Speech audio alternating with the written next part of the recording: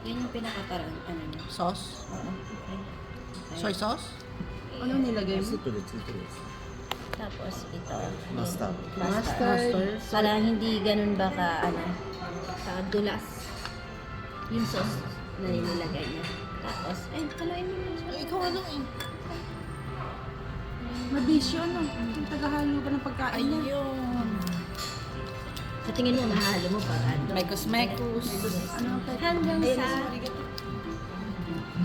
Hindi. Iniwasan ko.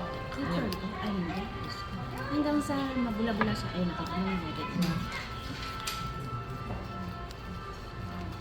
Mekos-mekos.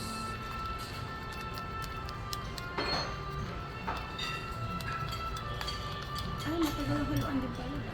Kailangan lumabas yung ganyan.